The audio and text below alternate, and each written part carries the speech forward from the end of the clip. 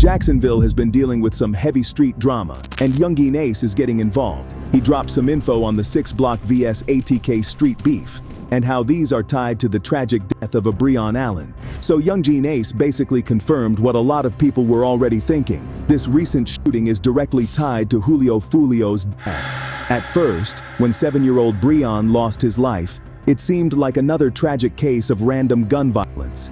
But now, both Yungeen Ace and the authorities are saying it was actually part of an ongoing gang war. Breon Allen Jr. was shot and killed in the Commonwealth neighborhood on Jacksonville's west side back in January. And now police say the crime is related to last year's murder of Charles Jones, a Jacksonville rapper known as Julio Foolio. Now, remember that Foolio was fatally attacked last June during his birthday celebration in Tampa. There's even surveillance footage showing a group ambushing him at a Holiday Inn, chasing him down and firing straight into his car. Now, police are saying that same beef is what led to Breon's passing. 4 suspects have already been arrested in connection with the shooting. They're all tied to the gang 6 Block and are facing serious charges, just like Yungeen said they would. But Yungeen himself is in some trouble too. See, he's basically banned from Jacksonville at this point, and he had something to say about that. Sheriff TK Waters has made it clear that he doesn't want Ace in the city, blaming him for fueling Jacksonville's drill scene, especially after the release of Who I Smoke. Ace hasn't directly responded to the ban, but his recent comments on Breon's death suggest he sees this as proof that things have spiraled way too far.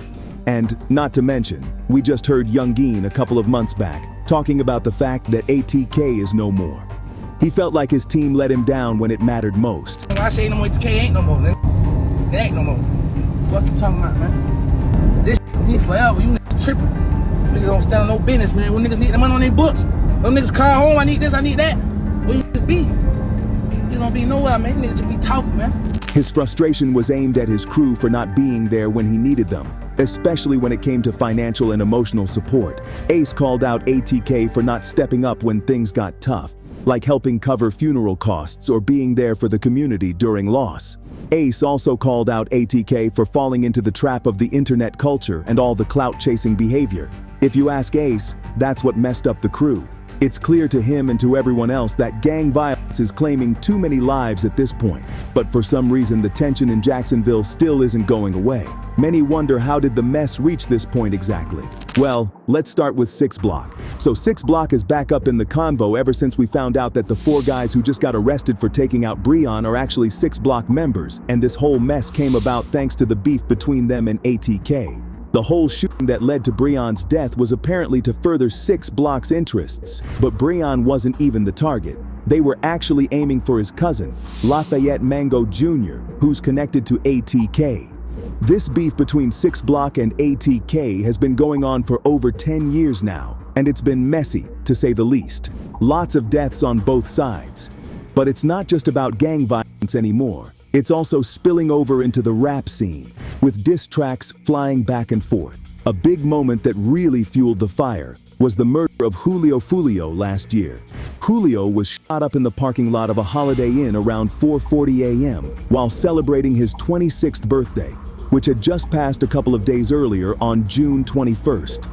The shooter targeted 2 cars, and while Foolio lost his life, 3 others got hit too. Now, here's where it gets even crazier. Foolio had been staying at an Airbnb, but had to dip out because it was too crowded. He had been posting his birthday plans all over social media, including Instagram stories letting everyone know the party had to move. His lawyer called the whole thing an ambush, which makes sense considering how it all went down. By the end of July 2024, the police had arrested 4 people in connection to Foolio's murder: Sean Gathright, Alicia Andrews, Isaiah Chance Jr., and Rashad Murphy. They were still looking for Davian Murphy. The cops believe this shooting came as a result of the 6 Block ATK beef. Foolio was connected to the 6 Block gang under the KTA set, and he made a name for himself rapping about gang violence and rivalries in Jacksonville. Believe it or not, he actually survived 2 shootings in the years before his death, but this time, he didn't make it out. After Foolio's death though, Lafayette Mango Jr. and the ATK crew dropped a track called 6 Ways to Die, which came for the dead members of 6 Block, and the fact that they dropped the song only kept the vicious cycle of violence going. We saw evidence of that just a few days ago when Breon lost his life and his cousin barely made it out. But 6 Ways to Die wasn't the only song about Foolio's death. As you can imagine, Yungeen Ace got involved literally hours after we found out that Foolio was no longer with us. But the rivalry started because of their gang affiliations. Right off the bat, the tension was high, but it only got worse with personal losses. In 2017, Foolio's 17-year-old cousin, Zion Brown, was fatally shot. Yungeen Ace's associate, Dean Trey Thomas, was charged with the murder. 18-year-old Zion Brown was the only adult in the home, along with 2 teens, a 9-year-old and a 6-year-old boy. Today, police said DeAndre Thomas was the shooter. They charged him with murder. Today, the police say DeAndre Thomas was the shooter. They charged him with murder. Then, in 2018, things took an even darker turn for Ace. His brother, Trayvon Bullard, and 2 friends were killed in a drive-by shooting. Ace was shot 8 times but somehow survived. And then, the diss tracks started to heat up the situation. In 2021, Yungeen Ace dropped Who I Smoke with Spinabens, Fast Money Goon, and Wappa with Da Choppa. The track dissed Foolio's fallen friends, Bibby, Techie, and Lil 9. The song used Vanessa Carlton's 1,000 Miles as a sample, and that made it even more controversial. It caught mainstream attention, but mostly for all the wrong reasons. Foolio didn't hold back and responded with When I See You, which included audio from news coverage of Ace's brother's death and even filmed at the graves of Ace's deceased loved ones. It was just as disrespectful, and the feud kept spiraling from there.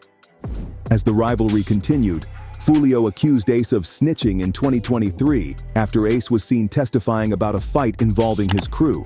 Foolio called him a rat, and they both dropped more diss tracks, taking shots at each other's gangs and fallen friends.